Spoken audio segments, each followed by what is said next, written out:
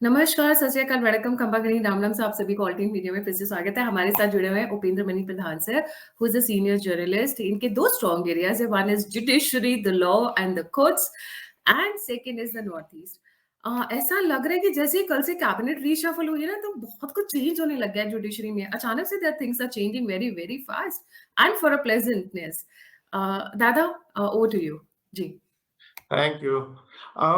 नए law minister आए कल, और कल से कोर्ट सिस्टम ने अपना रौद्र रूप दिखाना शुरू कर दिया, ऐसा लग रहा है। So the new law minister comes with happy tidings, जैसे बोलते हैं। तो आप देखिए, कल का सुप्रीम कोर्ट का जजमेंट कुछ अहम केसेस पे बहुत ही ताबड़तोड़, बहुत बढ़िया जजमेंट रहा उनका। और फिर कलकत्ता हाईकोर्ट ने भी एक स्ट्रॉन्ग जजमेंट पास किया है। तो लगता है नए लॉ मिनिस्टर लकी हैं, या फिर अपने साथ लक लेकर के आए हैं, तो देश के लिए अच्छे शुभ संकेत हैं। कास्ट सेंसस एंड उसके बाद एक मैं सभी व्यूअर्स से रिक्वेस्ट करूंगी, प्लीज डोंट गो अवे। अभी एक इंपॉर्टेंट पॉइंट और रहता है, so we have 4 points together to cover. Caste census, Bihar में Nitish Kumar in order to gain victory, in order to divide the Hindu vote bank, caste census करा रहे थे। उस पे क्या आया दादा? देखिए, कास्ट सेंसस होना चाहिए, आई बिलीव पर्सनली, और इसको केंद्र सरकार को करनी चाहिए, जैसा हमारा सेंसस होता है उसी तरह से। क्योंकि देश में कितने लोग हैं, कौन जाति के हैं, कौन प्रजाति के, ये एक सेंसस होना चाहिए। It is very important. लेकिन ये करने का काम केंद्र सरकार का है और राज्य सरकार का नहीं है।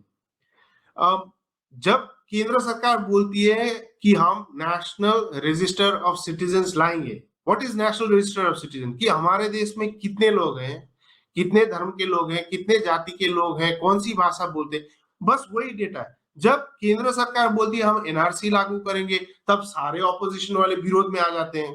फिर उनको दिखाना है कि वो लोग कुछ कर रहे हैं, तो फिर ये अपना पर्सनल एक प्राइवेट कास्ट सेंसस ले आते हैं। तो इसको पटना हाई कोर्ट ने 9 तारीख को रोक दिया था, क्योंकि there are privacy issues. Data कौन कलेक्ट कर रहा है, वेदर इट्स अ सर्वे और whether it is a census, क्योंकि सेंसस तो डिटेल्ड होता है, सर्वे होता है, यू नो, इट्स सुपरफिशियल। तो पटना हाई कोर्ट ने इन सब बातों को ध्यान में रखते हुए फिर रोक लगा दिया था 9 मई को। फिर बिहार सरकार चली गई थी सुप्रीम कोर्ट, बोलने की यार हमारा तो सेंसस ही रोक दिया। तो सुप्रीम कोर्ट ने कल बोला कि ये डेटा कौन होस्ट करेगा, आप लोग डेटा उठा रहे हो, कहाँ रखोगे, फिर इससे क्या क्या करोगे, what is the next step, है ना। ये सर्वे सेंसस कुछ क्लैरिटी नहीं है। तो पटना हाईकोर्ट का जो स्टे था उसको अपहोल्ड करते हुए कल सुप्रीम कोर्ट ने भी इस जो स्टेट वाइज कास्ट सेंसस है उसको रोक लगा दिया। देखिए, इसका डर क्या है, अक्रॉस इंडिया हमारे जितने भी स्टेट्स है, वो अगर अपना ही सेंसस करने लग गए, वो अपना ही वो कर लग, then what happens is there is a danger that the ruling party may skew it. क्योंकि वेयर इज द ओवरव्यू, मतलब इसको ओवरसी कौन करेगा, who is looking after it, who is going to ascertain the sanctity of the data. मतलब ये जो data collect करते हैं, ये सही है, सही तथ्यांक है, ये कौन डिसाइड करेगा। तो इसलिए सुप्रीम कोर्ट को लगा कि जो सेंसस है वो केंद्र सरकार के परव्यू में आता है और उसको करना चाहिए, और ये सही भी है। और स्टेट्स जो, जैसे बंगाल का एग्जांपल ले लो आप, ममता बनर्जी हर बार फेडरलिज्म फेडरलिज्म बोलती रहती है। वो बोलती केंद्र ने, देखो पार्लियामेंट ने कानून पास किया सीए, वो लागू नहीं करना इनको, एनआरसी कराएंगे बोलती है केंद्र सरकार, तो वो लागू नहीं करना। लेकिन सेंसस, कास्ट सेंसस के लिए सारे रेडी हो गए, क्योंकि it appeals to a particular section of the society जो ये चाहेंगे कि अपना वोट बैंक बने।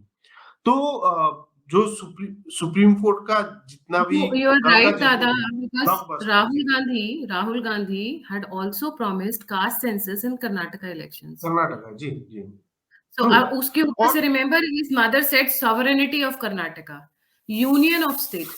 So all these things अगर आप dots को join करो, so it looks like they want to do caste census plus sovereignty plus union of state. So they are looking for balkanization, जिसकी मैं बात नहीं, कर रही हाँ, हूँ। क्योंकि see, directly indirectly a state should not be infringing on the space of the central government. और सेंट्रल गवर्नमेंट को भी स्टेट्स के जो एरियाज होते हैं उस पे इन्फ्रिंजमेंट नहीं करना चाहिए, और करती भी नहीं है। बहुत ही कम इंस्टेंस होता है जब करती है, शायद नेशनल सिक्योरिटी का इशू हो तब करेगी, लेकिन करते नहीं है। तो स्टेट्स को जो हमारा फेडरल स्ट्रक्चर है वो रेस्पेक्ट करना चाहिए, और कोर्ट का जजमेंट उसको अंडरलाइन करता है। It is a very good judgement.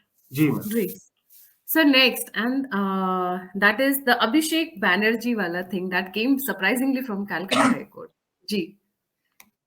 Ma'am ये केस देखिए, बहुत ही मतलब इस केस के पीछे पश्चिम बंगाल के करोड़ों जनता की आंख टिकाए हुए हैं, क्योंकि ये केस आपको पता ही है, ये टीचर्स रिक्रूटमेंट में जो घोटाला हुआ है, करोड़ों जो रुपए मिल रहे हैं उसके ऊपर का केस है। तो अभी जो सस्पिशन की सुई है ये अभिषेक बैनर्जी की तरफ बढ़ रही थी।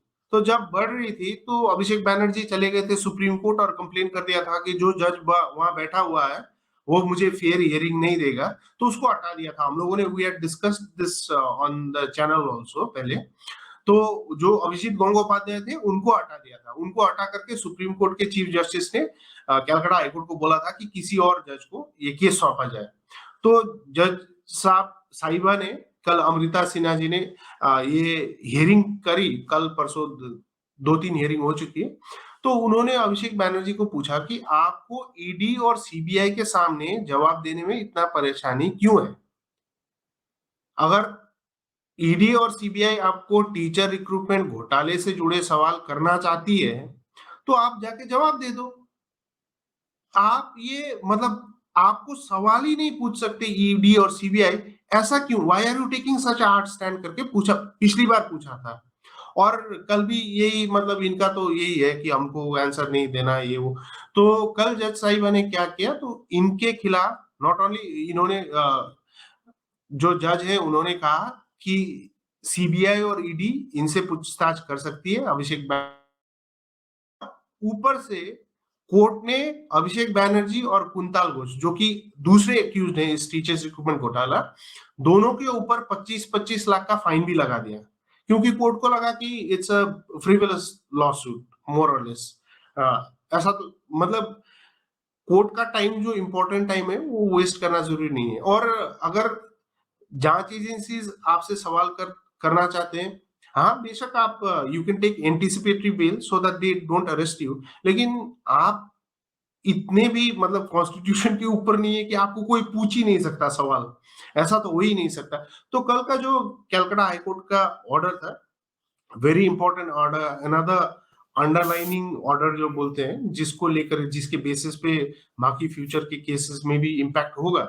तो इस ऑर्डर की वजह से अब अभिषेक बैनर्जी डर गए। तो जैसे ही ऑर्डर आया उन्होंने जाकर के एक काउंटर केस कर दिया, और he file the case in the court of chief justice of Calcutta high court. और इन्होंने आज उसकी हियरिंग है, शायद थोड़ी देर में होगा। तो उस पे बोल रहे हैं कि उसको स्टे लगाना चाहिए, क्योंकि उनको शायद जवाब नहीं देना है। अब जवाब क्यों नहीं देना ये तो अभिषेक जी जाने। लेकिन जो कल सुप्रीम कोर्ट का और कलकत्ता हाई कोर्ट का जो मतलब जजमेंट है regarding West Bengal, it is a very welcome refreshing judgement. देखिए केरला स्टोरी से जुड़ा एक पहलू भी है कि पश्चिम बंगाल में फ्रीडम ऑफ स्पीच तो है ही नहीं। अगर आपको गवर्नमेंट को क्रिटिसाइज करना है then you have to be ready कि गवर्नमेंट आपके अगेंस्ट एक्शन लेगी। जैसे ये 2012 में हमारे प्रोफेसर ये जादवपुर यूनिवर्सिटी के प्रोफेसर हैं अंबिकेश महापात्रा जी, उन्होंने एक कार्टून शेयर किया था ममता जी का, उसके अगेंस्ट उनके ऊपर केस लगा दिया था, और वो केस शायद 10 साल चला। 10 years he fought alone in that case। उनके जो नेबर थे ये सुब्रत सेनगुप्ता, 94 साल के, बेचारे गुजर भी गए, उनके ऊपर भी केस चला है। 2017 में गोरखालैंड का आंदोलन हुआ था, पूरा दार्जिलिंग का लोकल न्यूज चैनल सारा बंद करवा दिया था ममता बनर्जी। उसी वक्त India only satellite news channel in Nepali language, क्योंकि हमारे क्षेत्र में नेपाली बोलते हैं तो नेपाली लैंग्वेज, एबीएन नेटवर्क करके था, उस पे भी ताला लगा दिया था। 2019 में ये प्रियंका शर्मा है, बीजेपी की यूथ लीडर, उन्होंने कोई मीम शेयर किया था, उनको अरेस्ट कर लिया था। फिर 2020 में ये जर्नलिस्ट है सूरज अली खान और सैफिकुल इस्लाम, ये आरामबाग टीवी के, इन दोनों को अरेस्ट कर लिया था। ये सैफिकुल इस्लाम के जो बीवी है अलीमा खातून, उनको भी अरेस्ट कर लिया था, क्योंकि वो लोग दिखा रहे थे report that was not favourable to the state government. 2022 में नाडिया से एक यूट्यूबर को अरेस्ट कर लिया था, क्योंकि उन्होंने ममता जी पे कुछ टिप्पणी कर दी थी। जर्नलिस्ट मानव गुहा को 2022 अक्टूबर में अरेस्ट किया, क्योंकि उन्होंने मोमिनपुर का जो वायलेंस हुआ था उस पर रिपोर्टिंग करी थी। अभी ये जनवरी 2023 में 8 जर्नलिस्ट के खिलाफ एफआईआर हुआ, क्योंकि उन लोगों ने नवदीप म्युनिसिपालिटी पे कुछ करप्शन वो रिपोर्टिंग करी थी। तो पश्चिम बंगाल में अगर आप देखें तो फ्रीडम ऑफ स्पीच तो कहीं है ही नहीं। और जो टीएमसी के नंबर 1 और नंबर 2 नेता हैं, उनको लगता है कि they are over and above the constitution. इसीलिए शायद अभिषेक जी नहीं समझते जरूरी कि उनको जवाब देना हो, चाहे ईडी हो, सीबीआई हो, कोई भी हो। देखिए, ममता बनर्जी ऐसे चीफ मिनिस्टर हैं जिन्होंने सीबीआई के खिलाफ मोर्चा खोल के धरने पे बैठ गई थी जब सीबीआई पहुंची थी एक फॉर्मर डीजीपी को अरेस्ट करने के लिए। तो since the time of TMC coming to power in West Bengal, the supremo has been absolute, मतलब उनका वचन ही शासन है, मतलब ऐसा रहा है। तो कल कलकत्ता हाई कोर्ट का और सुप्रीम कोर्ट का जो ऑर्डर है, इट शोज दैट कॉन्स्टिट्यूशन सर्वोपरि है। और भारत में अगर कोर्ट स्ट्रॉन्ग स्टैंड ले against those who are breaking the law, against those who are working against the constitution, तब कोई प्रॉब्लम नहीं। मिलॉर्ड्स की जय हो, थैंक यू बोलेगी जनता, एंड वी आर अप्रिशिएटिव, क्योंकि अगर if there is justice to be had in India, it has to come from the constitution through the courts। और जो लाखों नौजवान पश्चिम बंगाल में टीचर्स रिक्रूटमेंट घोटाला का शिकार हुए हैं, दे दादा आर यही वेरी वो थैंकफुल टू कार्टून है द जिसकी कोर्ट। वजह हाँ से यही वो जी, कार्टून है ना ये जिसकी प्रियंका, शायद प्रियंका शर्मा ने शेयर किया था ये।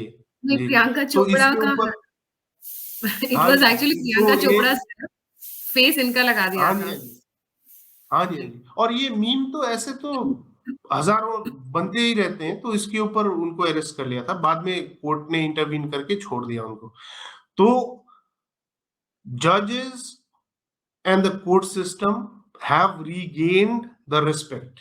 और जब अच्छा करते हैं उनको अच्छा भी बोलना चाहिए और थैंक यू भी बोलना चाहिए, और जब गलत डिसीजन लेंगे तब तो हम क्रिटिसाइज कर ही रहे हैं और करना भी चाहिए, जी। ऐसा मैं मानता हूँ। But yesterday was a very red letter day in the court system in India। बहुत ही वेरी गुड डे। जी मैम। राइट। कल सुप्रीम कोर्ट में एक बहुत ही इंपॉर्टेंट केस पे हियरिंग चल रही थी, जैसा आपको पता है, द केरला स्टोरी के ऊपर।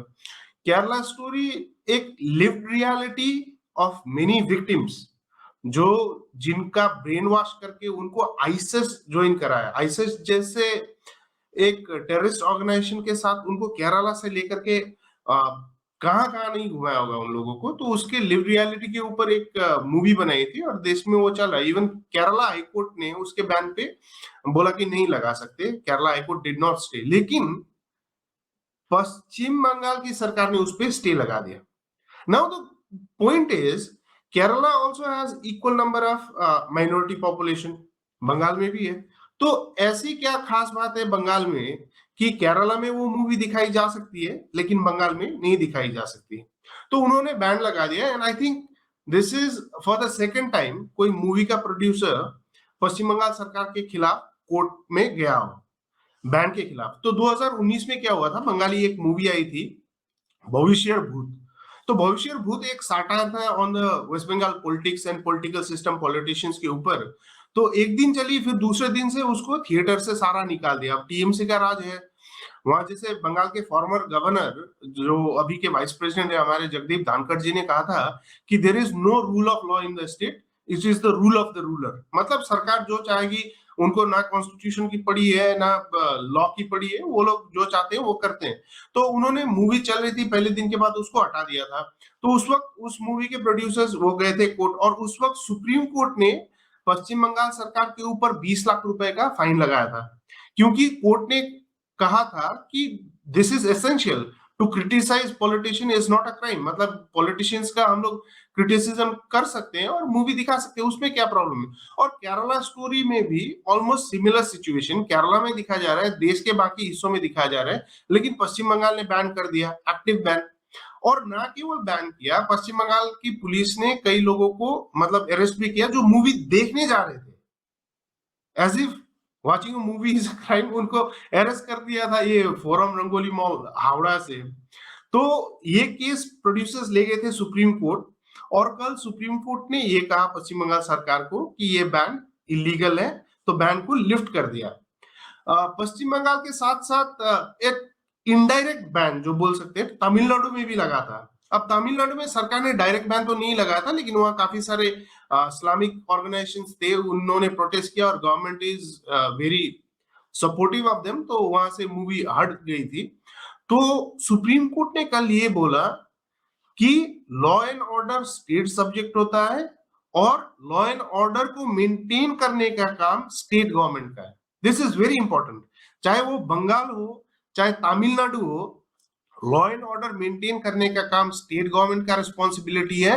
और आप ये नहीं बोल सकते कि लॉ एंड ऑर्डर खराब हो जाएगा तो मूवी बैन कर दो। This is not how government should be working.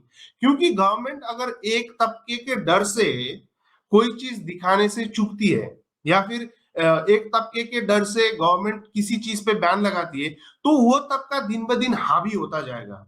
And there could be a day जब गवर्नमेंट चाहेगी तब भी नहीं दिखा पाएगी, क्योंकि आपने उन लोगों को इतना एडवांटेज दे दिया, वो लोग सोचेंगे कि दिस इज हाउ, जो जिसकी लाठी उसी की भैंस वाली बात आ गई। तो सुप्रीम कोर्ट का कल का जो जजमेंट है, it is a historic judgment, and I thank the जजेस involve in the case and the stand taken by supreme court, क्योंकि इससे जो फ्रीडम ऑफ एक्सप्रेशन को जो बूस्ट मिलता है। क्योंकि हमारे देश में क्या है ना, थोड़ा सा किसी को कुछ बोल दो, कुछ कर दो, इधर से गुस्सा हो जाएंगे, उधर से गुस्सा हो जाएंगे। There is no freedom of speech, specially political parties और कुछ विशेष समुदाय के खिलाफ तो आप बोल भी नहीं सकते, कुछ कर भी नहीं सकते। तो जो सुप्रीम कोर्ट का स्टैंड है, उससे इन लोगों को सोचने पे मतलब ये लोग मजबूर हो जाएंगे कि should we be taking such a drastic step in the future और नॉट। आई एम होपफुल, क्योंकि ये दादा, लोग तो केरला जी स्टोरी एक कहानी हो गई, कल एक और बड़ा इंपॉर्टेंट आया, दैट इज जलीकट्टू। जी जलीकट्टू का तो देखिए, सी जलीकट्टू हमारे देश का अगर इतिहास हम देखें तो राइट फ्रॉम हड़प्पा कल्चर से लेकर के चला हुआ है। जो बुल रेसिंग है वो इट इज वेरी मच, क्योंकि देखिए हमारी हमारा जो सभ्यता है, हमारी जो संस्कृति है, it is based on agriculture.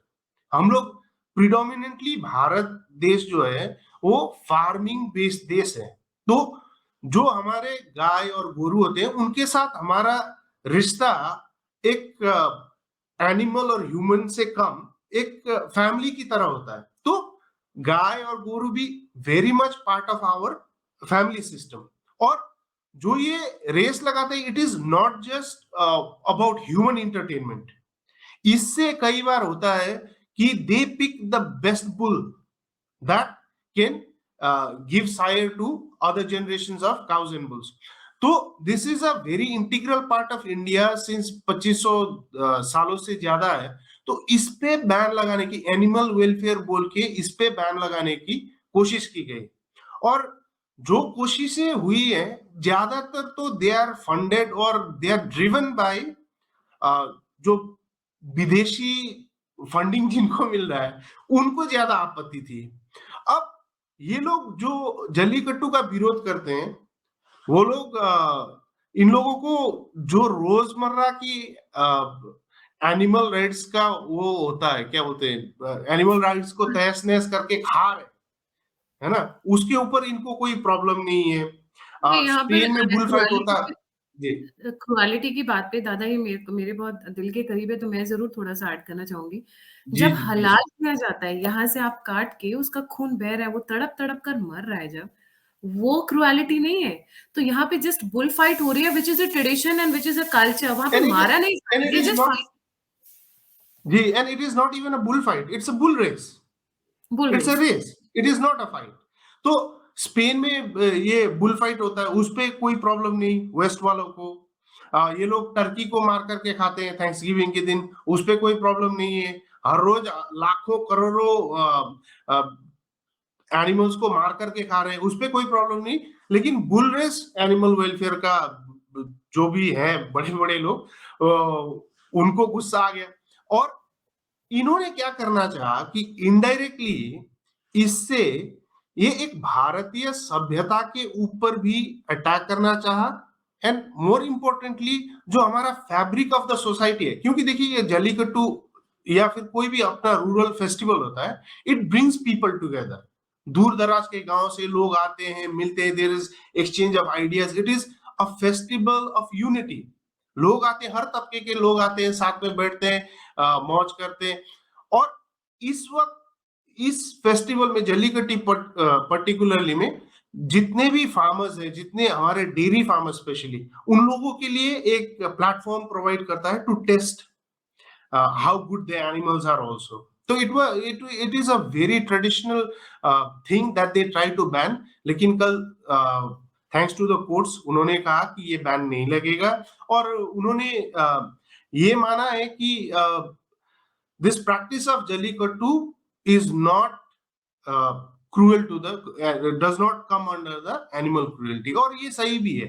तो इसलिए मैं बोल रहा था कि जो कोर्ट ने कल रुद्र अवतार दिखाते हुए जितने भी ये फैंसी फैंसी लोग जो आते हैं ना, जैसे एसी में बैठ करके चाय पीते हुए वो करते हैं, उनको मतलब देश का वो करने की कोशिश करते हैं ये लोग। They try to impose their thoughts, they try to impose their values on us. तो कल सुप्रीम कोर्ट ने उसको मतलब ताड़ ताड़ कर दिया, और इसके लिए मैं मिलॉर्ड्स की आज तो सच में मैं बोलूंगा जय हो। थैंक यू सो मच दादा फॉर ज्वाइनिंग। जाने से पहले सभी व्यूअर्स से रिक्वेस्ट है, please don't forget to like, subscribe and share the alternate media. अगर आप सपोर्ट करना चाहते हैं, कंट्रीब्यूट करना चाहते हैं, अप्रिशिएट करना चाहते हैं, फीडबैक देना चाहते हैं, तो सभी लिंक्स डिस्क्रिप्शन बॉक्स में है। But don't forget to like, subscribe and share. जय हिंद, जय श्री राम, हर हर Mahadev. Thank you so much दादा। Thank you.